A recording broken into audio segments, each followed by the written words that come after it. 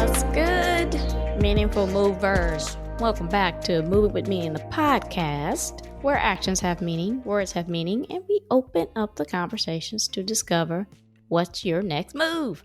I'm your host, Krystal. In today's episode, let's get a little real about adversity, positive manifestation, success, and the aftershocks. Ever took a moment to think about where you get that tenacity, that determination to keep going? But you know how we do it here. We need to set that theme. So let's go ahead and do that. The word of the day is resilient. I always say there's a difference between emotional intelligence and emotional resilience.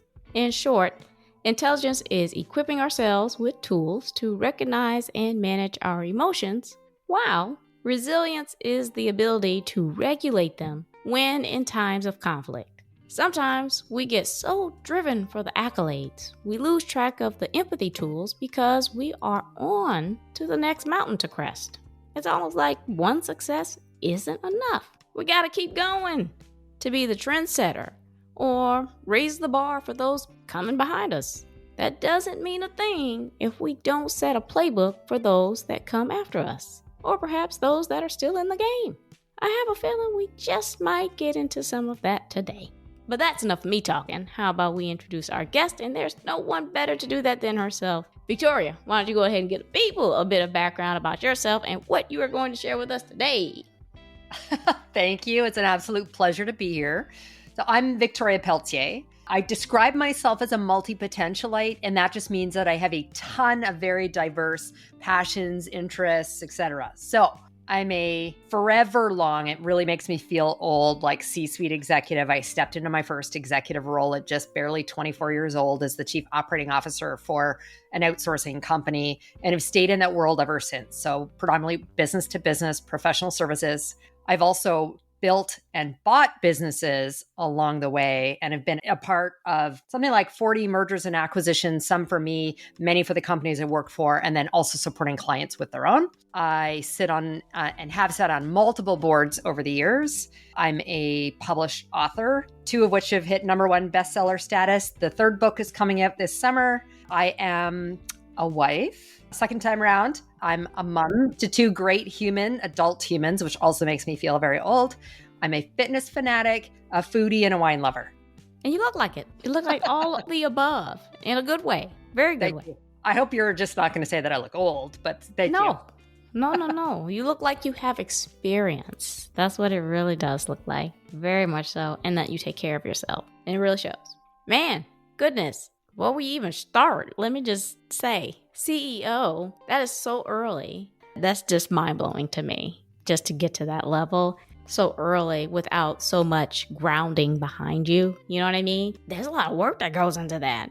But let's start with your story, okay? You were very independent and resilient, and it started early. Tell me about this. Yeah, I tell Krystal people that what I'll share with you now and your listeners now is a big part of my why and my drive and what's pushed me so hard. I'm born to a drug-addicted teenage mother who was very abusive to me. Went in and out of the child welfare system a couple of times when I was younger. And then thankfully, I was adopted out of that situation, actually by a couple that she somehow knew. So that was probably one of the most selfless things that she could have done after several years of like torment living with her. But what I will say is that hardened me, and not in the way in which I now refer to as healthy resilience. So I've always been exceptionally resilient. And although I think there's a little bit of that's innate, fight or flight. I am a fighter, and it's been there since day one. And I think those early years with Julie, my biological mother, is part of what created that. But I had a lot of walls around me. My adoptive parents were lower socioeconomic,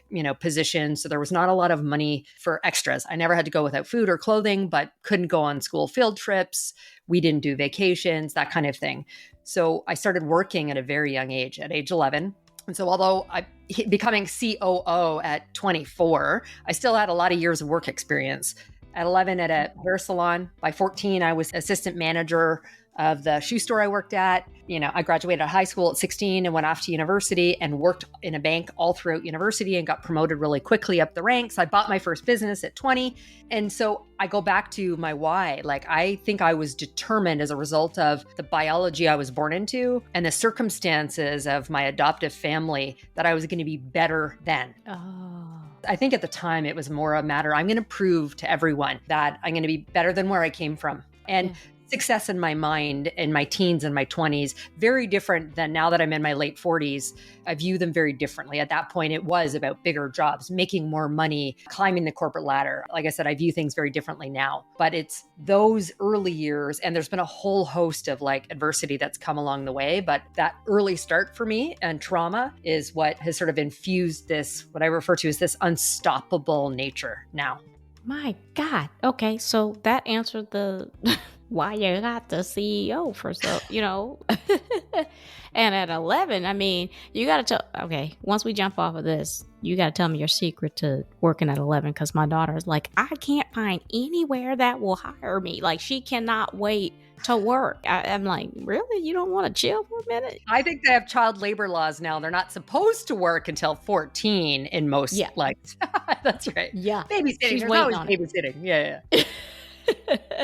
So interesting. Again, another kindred spirit here, folks. So I felt the same way. I had to keep going. It was like nothing was ever enough. I had to keep moving. I had to keep achieving this ladder. And it didn't matter who was in my way. It didn't matter who was suffering along the way. I mean, it was, and I don't know, that's my take on it. You might have a different one on it, but I was just very driven. I didn't know why I was driven until, like you said, I had to go back and think of the why. I want to make a quick distinction before we jump into the rest of your story. It was the typical 2-parent household. We go on field trips. We did do all those things, but it's interesting. I was still driven, just like you. I was still like, at an early age, I was like, I got to get it. I ain't got time to waste. Time ain't on my side right now. So I just want to just draw those parallels. I think there's a little bit of, maybe some people don't like the word I'm going to use, but there's a little bit of hustle, I think, that just comes. Again, I think there's some innate, can you build muscle around whether it's resilience or that hard work? For sure. But I absolutely think there's something that sits innately in a number of us. And you clearly have that. Oh, thank you. Thank you. So you mentioned there were some things that happened early in age. Puberty. Things like that. Lots of things. For me, I don't have a victim mentality at all, but I reflect back on, I'm actually super excited. I'm giving a TED Talk in May, and the topic is resilience. And so as I've been putting that speech together and talking around why I'm uniquely qualified to talk about overcoming adversity and trauma, and I was reflecting on some of the things I was going to share. And so, yes, severe abuse from my biological mother. I was then ostracized for my parents' lower socioeconomic position. My physical growth and development started very early. Like, I started puberty at age 6. I remember having my mom take me to the doctor to go like, what's going on here? I hit my height by the time I was 11. I'm not like exceptionally tall, but for a woman, tall-ish, 5'8", but I was taller than my teachers. I was the student in the back row in the middle. And so everyone always thought I was much older. It resulted, I was raped at 14. Oh, goodness. To just many other things. One of my earlier relationships with a boyfriend was abusive to me. I was married to a woman for a number of years who got cancer the first time when I was 7 weeks pregnant with our youngest child. We got divorced after 11 years and shortly afterwards found out her cancer was back and she passed away. And then I have an executive job that had me traveling all the time. I had to change jobs to find one that didn't have me on the road 80% of the time. So my priority could be being at home with my children. It's been a series of things, even I think over the last couple of years. I'm now remarried to my husband. We've been together almost just over 10 years. Last year, started with him having back surgery. His father passed away suddenly 6 weeks later. My husband wasn't even cleared to lift more than 5 pounds. I had a horrible, it'll sound funny when I say it, but scooter accident, was in a wheelchair, broke 3 or 4 appendages, my right side of my body with, road rash. My younger one is bipolar, roller coasters. Like I said, I'm uniquely qualified to talk about how do we handle challenge and adversity and, move forward. I believe you can't always control the things that are going to come your way, but you always have control over how you're going to respond to them. Absolutely. 100% agree with that. Wow. What a story. What a fighter. There you go. Let's get in the ring. Oh my gosh. Wow. Goodness. So why did you choose fight over flight? Again, I think there's just innately that it is who I am. I'm also competitive. Like, again, I think my nature is to be really competitive. Like, I want to win. I don't want to fail in achieving whatever goal I've set for myself. When stuff challenges that from happening, I'm going to plow through or find a way around to get what I want.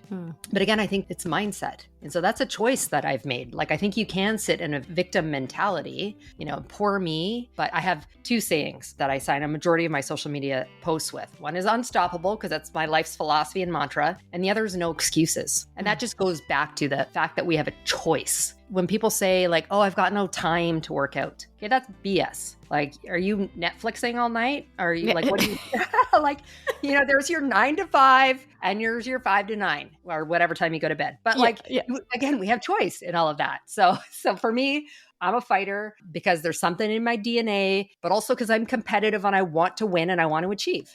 I think early on, less now about proving anything to anyone, but early on in my life, it was like, I'm going to prove you all wrong. Yeah. And you also have another saying, one of the only. Oh, you know what I mean? Yeah. Used to being the only one of you.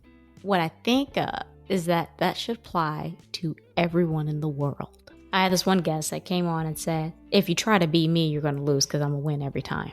You got to be you. I apologize if I'm just like misusing your saying here.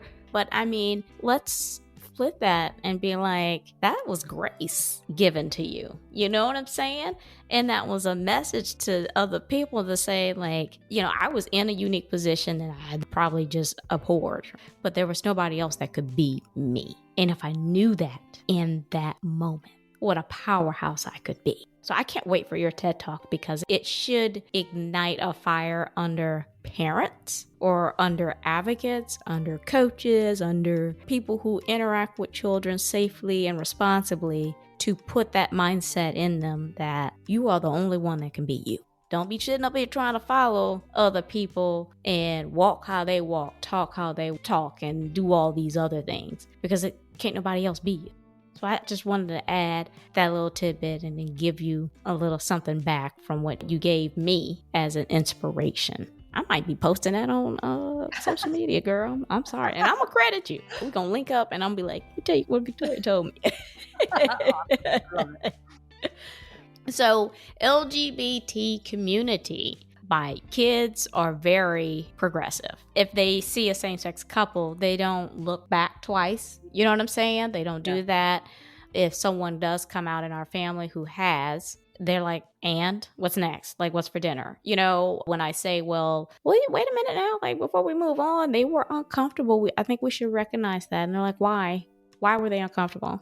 And I was like, well, because of the rejection. And they're like, why would we reject them? So did you go through any of those kinds of things? Yeah. The interesting thing, Krystal, is that I tried to deny it originally. So Julie, my biological mother, as I said, she knew my parents and would stay in touch every once in a while just to check in and see how I was doing. I think she probably asked them for money, whatever. At some point, I think I was 11 when I found out that she had gone to jail for stabbing someone, probably in one of her drug-induced fogs or whatever. And she declared herself a lesbian when she was in jail. Makes me think of the television series from the book Orange is the New Black. But it did to me too, girl. But at that point, I was just so determined. Like, I want to be nothing like her. I think it's actually probably, I started like dating and got attention, one, because I grew and had developed very young, but I also started dating because I was like boys at the time, because I'm like, I'm going to be nothing like Julie. I'm going to like demonstrate. I came in at 14 as bisexual. And although I never really acted on it for a number of years, and I just think it was kind of I grew up in a Western Canada in Calgary, which is like Texas North. So, very like bland city in terms of diversity, period. And it wasn't until I got moved across country to Toronto, big city, metropolitan, I call it, like a smaller, cleaner New York City, that all of a sudden there was this massive community to be a part of. Within a year of moving, met the woman that later became my wife. And for a period of time, I actually declared myself as a lesbian. And then at some point, a few years in, I'm like, no, I'm just happily queer. I date people, not body parts. And so that's, so I use the word queer, which means something for an older generation because it wasn't always so positive. My younger one says, Mom, you should tell everyone you're pansexual. I'm like, okay, that's a newer word for me. I'm like, just go with queer. And yes, I have faced discrimination over the years. There was one company I was at where a peer of mine needed to work together on a shared client. And he was a very devout Mormon and very conservative and religious, and tried to prevent me from even getting in front of his client as a result of how he felt about, my identity. But for the most part, it's been positive. I will tell you though, I just recently, and I posted publicly on LinkedIn about it, I won't name the company. I joined a company as their CEO. I disclosed to the founder of the private investment portfolio that owned many of the companies, but the company I was CEO for. And I got let go at the end of the week after members of my team, very conservative, very religious, found out that I'm queer. I was married to a woman previously, and that I have a trans male son. Well, I was out at dinner one of these nights, and the right-hand person reporting to me stopped talking to me after she heard it. And then at end of day Friday, they're like, yeah, we just don't think you mesh with the team. I'm like, are you kidding me? And I was like, did you even Google me before I started? Did you think you might want to inform any employees you thought this could be an issue with? So it still exists today. Wow. The brazenness of that. I mean, it's sad. It's sad that we're in 2024 in North America.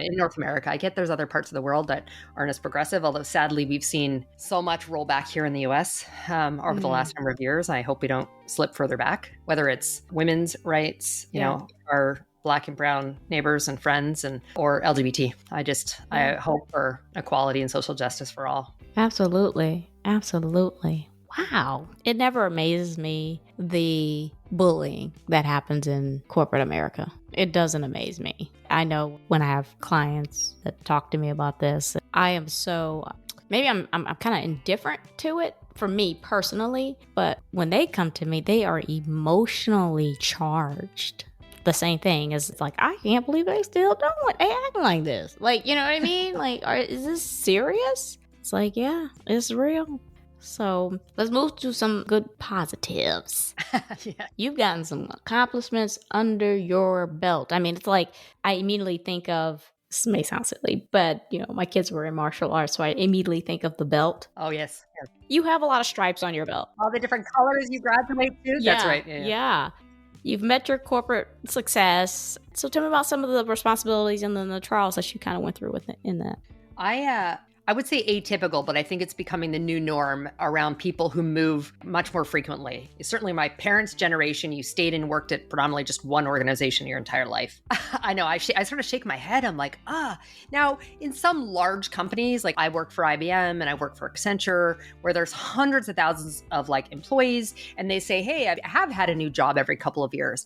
I tend to understand that a little bit more. But for me, I have changed companies every few years, other than probably the first bank that I worked for. I think I was there for almost 6 years. Some of that's a result of all of the mergers and acquisitions. And I'm usually in charge of restructuring and integrating companies together. And many times I engineer myself out of that situation. Done that. When we talk about it, it's just another thing that's added to my arsenal when it comes to being very resilient. I can step into any situation and quickly size up what's going on. I've learned how I need to build relationships. I'm happy for people to give me feedback and talk about this or that, give me some of the institutional knowledge I don't have. And that includes relationships and other dynamics. I'm going to figure that stuff out for myself. I'm going to get to know the people. I'm going to size things up, very quickly.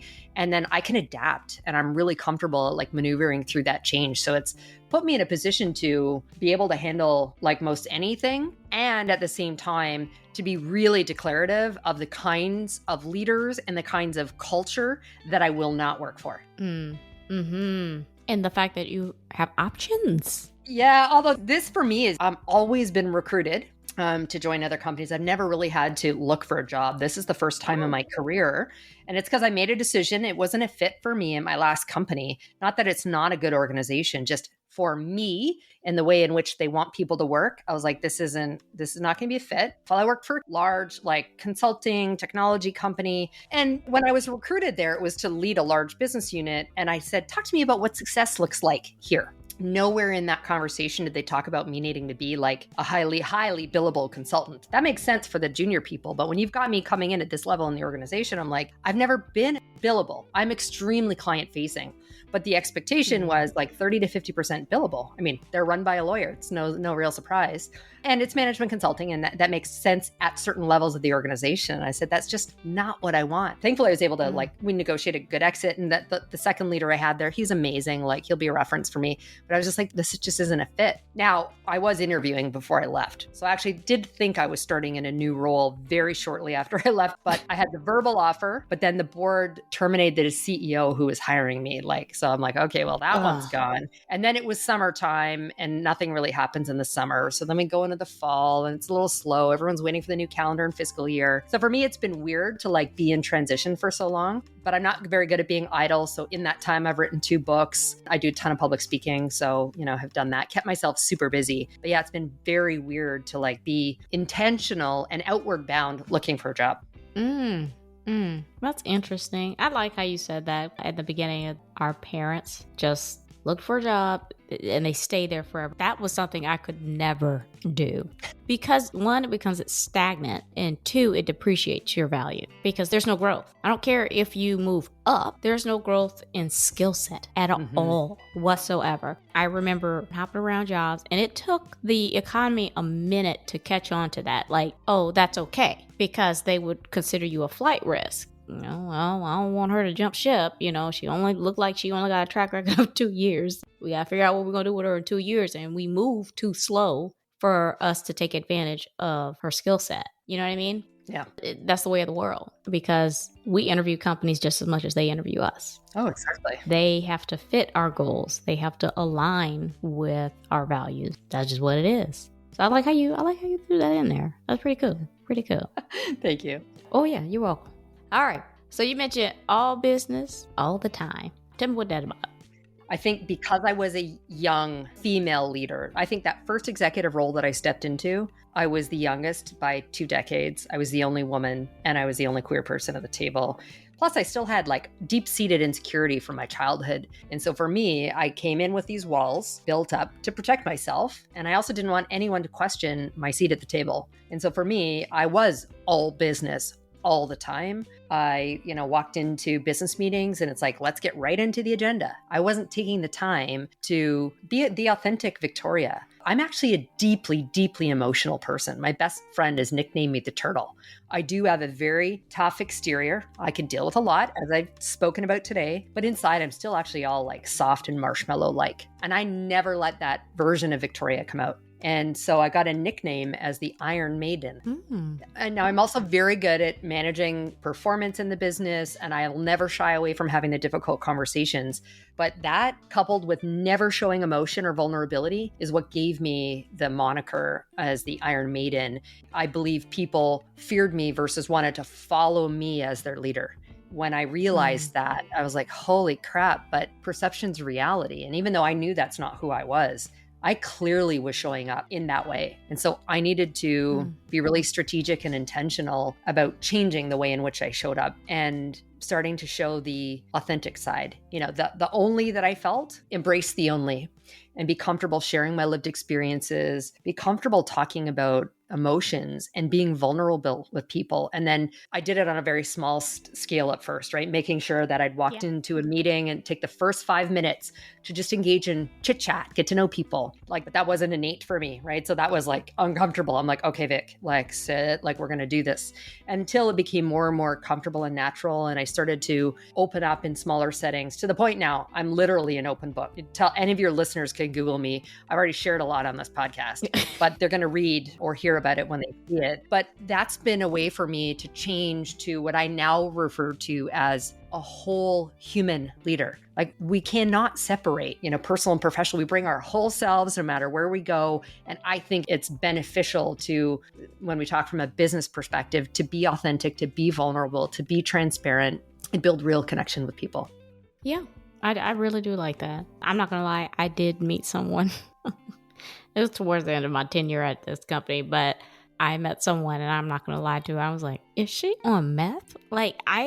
it freaked me out because I was like, you can't even get 2 words into her. Yeah, she was very much all business all the time. I felt like I had to meet her where her energy was, which was not me. If that was the only way that we were going to get a connection, I'm like, y'all need to roll me off because I just refuse to change because it's not required. She's not listening unless I'm yelling.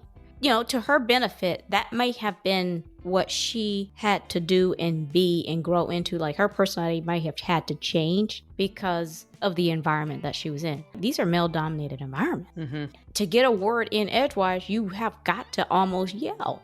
I think we just personally allowed ourselves, because of the environment, to change to match that. So, yeah, I'm not going to lie to you. I was scared of her, too. I was like, I'm not going up in there talking to her here. I'll give you the material, and I'll tell you how to say it. and you go tell her. So, is that what you refer to as putting on the mask? Yes, very much so. I don't love the phrase imposter syndrome, but I think, 20 something years ago, that's probably the best way to have described it. And also I felt I was modeling very much the male leaders that I'd had before me. So it meant I needed to remove the mask. I needed to be comfortable with talking more about who Victoria is. And, oh yes, I actually have emotions and I'm like vulnerable. And I'm okay to say, I don't know what I don't know. There's many people in business who won't do that. Nope, they won't. They'll make up some BS and you're going to look at them side eye like, what? Rather than to just say, I don't know, they feel like they have to fill the space up with nonsense. So definitely a good message. How did this have an effect on your family and that place at that time? Because I brought that home with me. I ain't gonna lie to you. I never had a point where I decompressed. Like the ride home was the best time I had. Yeah. I could never come out of business mode and be wife. I think Well, I did come out of that. So at home, it was the safe place for me. The really vulnerable, emotional person showed up at home all the time. However, it did take a while once I got home from work. And actually, both my ex-wife and my husband now are like the 2 people who have to hear the most about what happens in my day. Like they've been my trusted people. That said, by choice, and I don't advocate this, I usually say do as I say, not as I do. I don't disconnect. Like when I go on vacation, no, I'm not necessarily on conference calls, but I choose to remain connected to my email because I don't want to come back to 1,000 emails. Again, that's my choice. So the way my choice of career and the roles that I've held and the travel that I've done has had significant impact on my family. However, I also feel that in the right times in my life, like when my ex-wife passed away and I changed jobs to have one that didn't have me traveling, I made the right decision for my family. But I will say I've always been very good at the comfort at home and sharing who I really am. But the executive part, the work part, hard to shut off. Again, I think there's some of that, again, I think is a little bit my DNA. When I used to have to commute, and it was a long commute to get back home, that was the time to decompress unless I took conference calls on the drive. Because then by the time I got home, I was like already halfway there. Now, sometimes it takes like a good 45 minutes or an hour or a glass of wine to get me there. Yeah. Well, I tell you folks, this was a high energy charged conversation with the resilient Victoria that we got going on here. So let me ask you, are you ready to give us some golden nuggets and add that ketchup just to recap? Sure. Well, to quote myself again, in terms of some of my favorite terms, one is unstoppable. I want your listeners to recognize, like, you're the CEO of your career, of your brand, period. You are clearly in the driver's seat. But in doing that, you need to have this mindset of no excuses. You have the choice in terms of how you're going to respond to this kind of adversity. And related to adversity and resilience, I find the soft spot that took me years to find. From Iron Maiden to the turtle, there's a healthier way to be resilient. And that's the part that has less to do with your DNA and more to do with the healthier steps to resilience.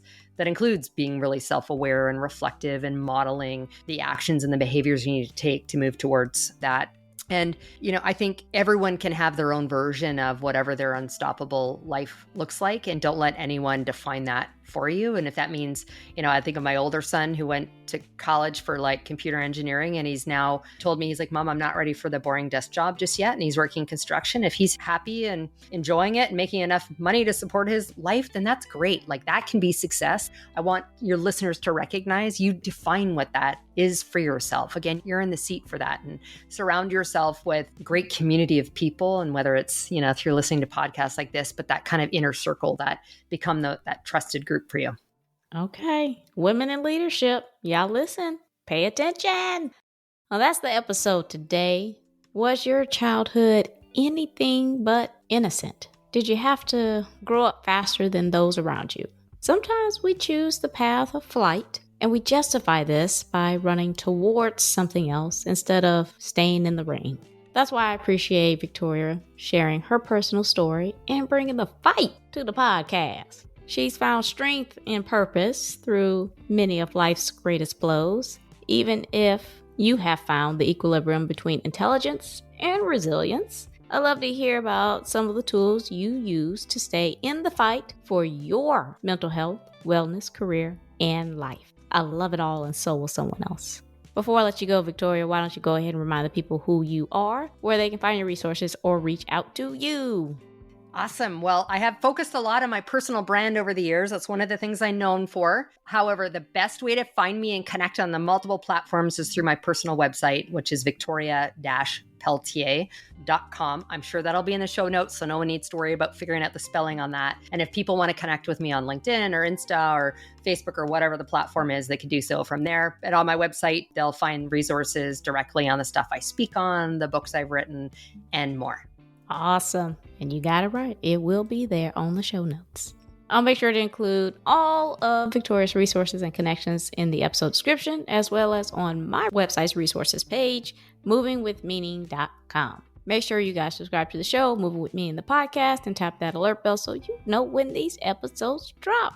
I am on Apple Podcasts, Amazon Music, Spotify, and YouTube Music. Please share, like, repost, and follow. Tag someone. We are creating a community. Quick housekeeping before you go. Follow me on Instagram at movingwithmeaning82. Also connect with me on LinkedIn. I do dabble in TikTok at Krystal B. Clark. My YouTube channel is up. Kindly run over there and have a look or two. Links are in the episode.